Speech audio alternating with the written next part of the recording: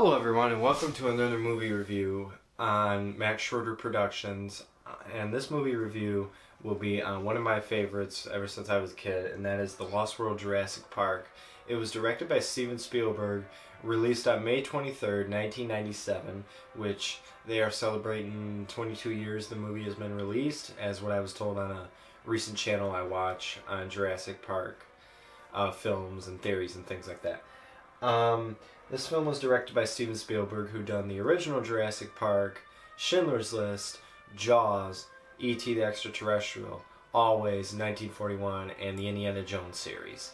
Now, this film domestically has won $229,089,679 domestically.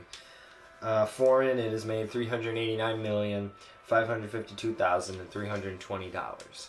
And that makes the grand total worldwide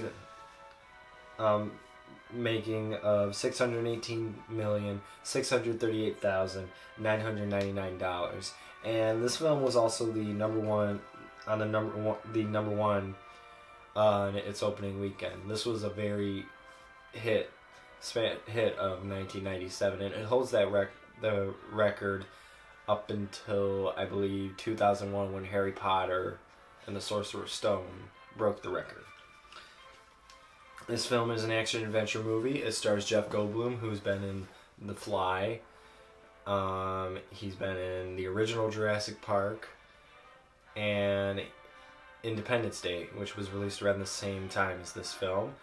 And he has also done in a recent film, Thor Ragnarok. And it also stars Julianne Moore, who's been in small roles like in The Big Lebowski, the remake of Psycho that was released about a year after this, Hunger Games Mockingjay Part 1, and Hannibal. And also stars Vince Vaughn, who's also done the Psycho remake, is in Dodgeball, Wedding Crashers, and The Breakup. Also stars Richard Attenborough, who was in the original Jurassic Park, and also has done Miracle on 34th Street, a movie called Gandhi, and he's also done older, like, wartime Western films. And Pete Postlewaite, who has been in small, like, secondary roles, that, like in Romeo and Juliet, he was the priest. In Amstead, and Omen, he was one of the evil characters, I believe. And it's been a while since I've seen those films, so I apologize if I don't remember. And also co-stars Arliss Howard, who's been in Full Metal Jacket and has been really just a smaller character in a lot of films, and he's not really well known other than in this Jurassic Park realm. The plot and story of this film. So it opens with a British family on a yacht cruise stumbling upon Site B, aka called Isla Sorna, which we don't know what this island is. So then later in the film we notice that the characters Dr. Malcolm, who is played by Jeff Goldblum, and John Hammond, who is played by Richard Attenborough, discuss about a second island of dinosaurs, this time with no fences, no tourists, no theme park. It's all dinosaurs roam free on this island.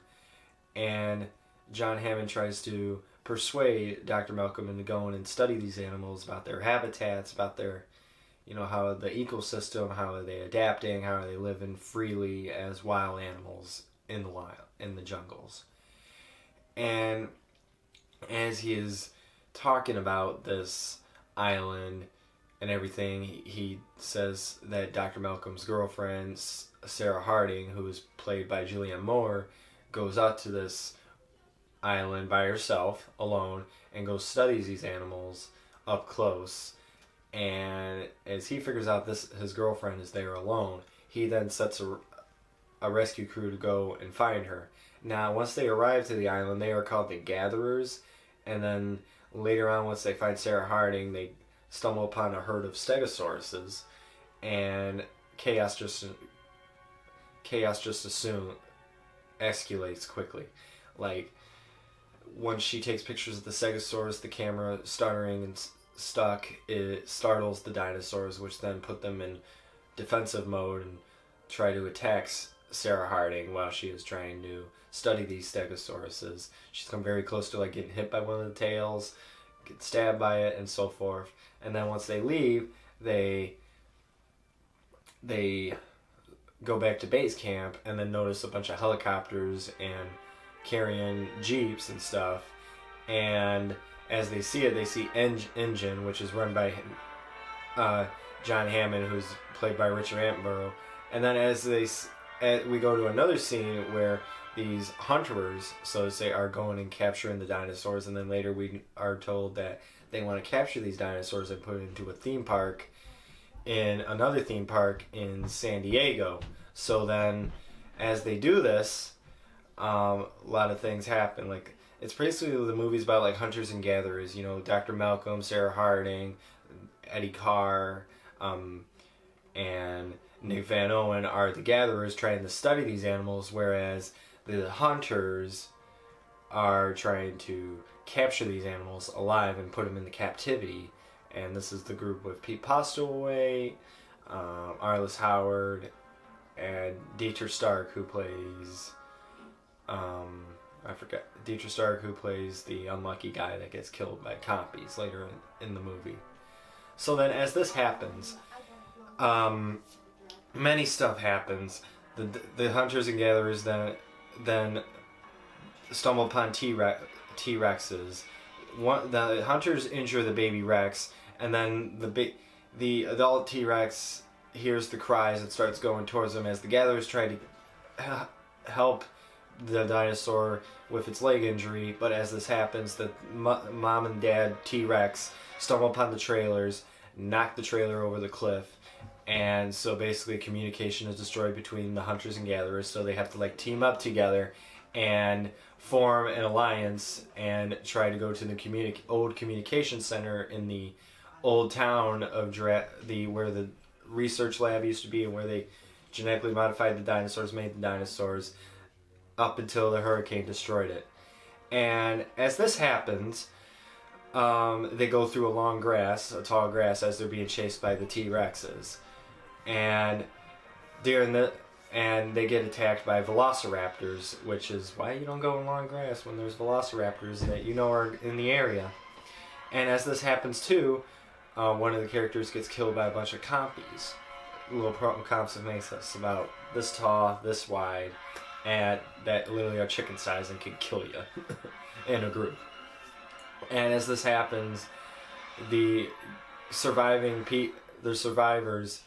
manage to call the mainland and get a helicopter to come save them, as the velociraptors are hunting them and trying to, go after them as they follow the scent of humans. And so as this happens, the velociraptors attack the rest of the survivors, but then they manage to escape quickly into a helicopter, and then notice as they leave, they see that they're transporting a T-Rex who was tranquilized by Pete Postlewaite's character. And so that happens, then they ship the T-Rex to a ship, which then sets sails to the mainland, aka San Diego, Port City.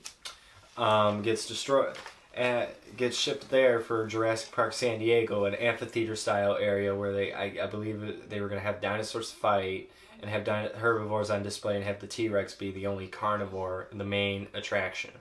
And as this happens, the T-Rex gets loose into San Diego off the ship and goes rampant all through the city, all through the neighborhoods, and tries to find its baby, which is in the Jurassic Park San Diego, that Dr. Malcolm and Sarah Harding take and try to, get the adult's attention and have the adult follow them back to the ship so then they could ship the T-Rexes back to the mainland. Now, as I said, I don't know if I said this, but this was shot all in California. It was the island is all shot in Kauai, Hawaii, and the Redwoods Park in California. The attack scene, like I said, it was in San Diego. Some shots were in Burbank and other parts of LA, but mainly their focus was San Diego. And then this was also based off of the novel by Michael Crichton named The Lost World, and solely so different than Sir Arthur Conan Doyle's The Lost World, made in the early or the late 1800s, I think. And as you go through the novel, you see many comparisons in the novel compared to the movie. Like there's obviously, the second island where they breed dinosaurs and then let them loose, captive, let free. A hurricane destroys the island, and that genetics research. So that's kind of the baseline of the island. The hunters and gatherers in the movie, same as the book. There's hunters and gatherers, different characters. A lot of the characters in the book, their like personalities, their traits, are used in the film for specific characters. I forgot which is which. You're gonna have. There's a lot of research into it. And then also too, there are many references to the Jurassic Park novel from the first Jurassic Park novel. Like the opening scene of the Compies attacking the girl is taken from the first novel, where it's the same incident. The Compies go onto a mainland in Costa Rica and attack a little girl. The attack on Dietrich Stark's character, or at least that's his name, the Compies attacking him, is taken from the Jurassic Park novel. At the end of that novel, spoiler alert if you haven't read the novel, when John Hammond, quote, dies by being eaten by Compies. So then, and also the other reference from the first novel too is when Pete Postlewaite's character tranquilizes the male T-Rex. That is also reference from the first novel, where Robert Muldoon tranquilizes the T-Rex in the first novel. And also two novel references that's a little different but similar is that Dr. Malcolm and John Hammond were both in the same novels, although in the first Jurassic Park novel they both died. Like I said, John Hammond died by a Compies falling off a rock cliff.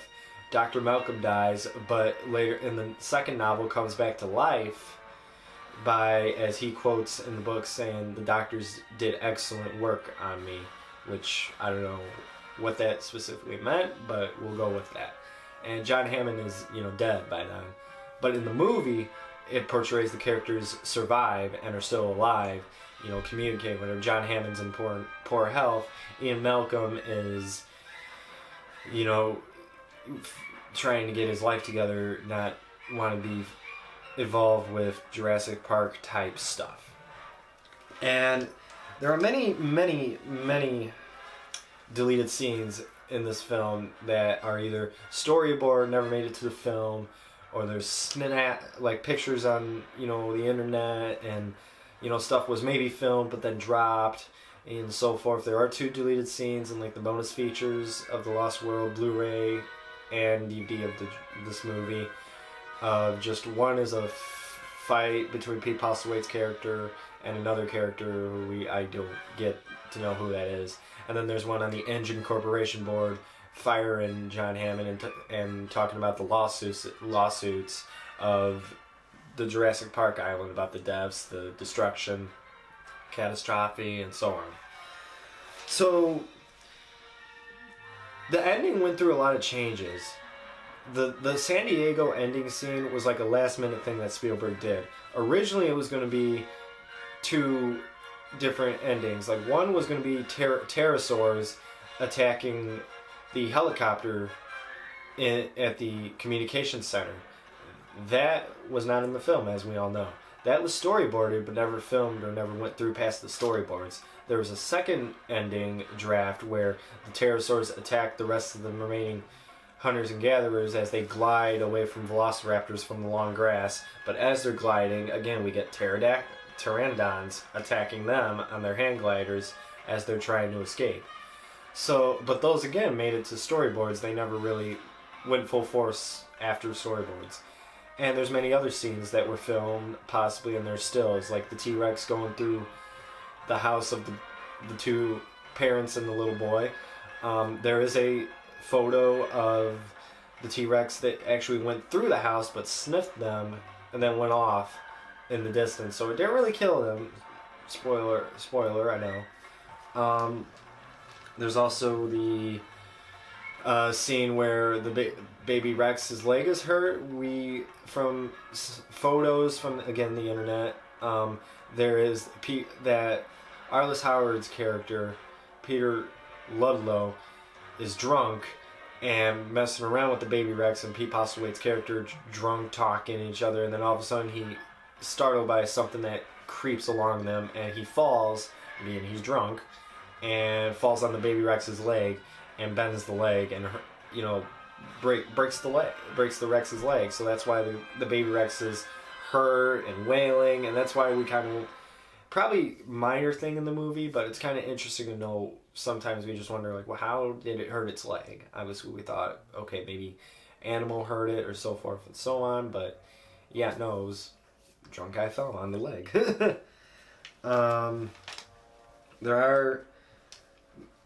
There was a couple references to the original King Kong movie where the ship that the T-Rex is shipped on is called the SS Venture. And that's the same name of the ship in the original King Kong. And the score kind of gets a lot of influence from the King Kong soundtrack by Max Steiner, because John Williams and Steven Spielberg agreed, since this is going to be on an island, we don't want it to be similar to Jurassic Park music. We'd rather have it be more island-like, more jungle-y type music. So they added like bongos and drums to the soundtrack as well. And speaking of music and sound, most of the sounds of the dinosaurs are really, really interesting when you get to know what they sounded like and what they actually did sound like, outside of it. Like the baby Stegosaurus was the sound of rhinoceroses, as well as probably the Stegosauruses. I think some of them sounds were cows as well. The baby Rex is a baby camel calling for its mother. The two T-Rexes, they reused for the female the same sound and everything from the original film. The elephant scream, the lion, the deep chest roar. And for the male, the new T-Rex, double the fun with two T-Rexes. That T-Rex has pigs, I believe they said elephants again, pig squeals, and some unknown mammal that was in Costa Rica that this Foley artist and the sound people did not get a full name. It was a mammal in Costa Rica that was only familiar to that area. And, lions too. And the Pteranodon at the end of the film, like the very, very end, but right before the credits, was actually funny how they got the Pteranodon screech. It was actually the Foley artist sound guy literally just had floss, slowly pulled the floss out of the box, and it made that little, and he slowed it down to get the Pteranodon screech from that. And for the parasaurs, the Parasaurolophus was mainly cows. And for the Pachycephalosaurus, it was mainly many different mammals. It was different sheep whines or yells, goat whines or yells, camels, and again, rhinoceroses.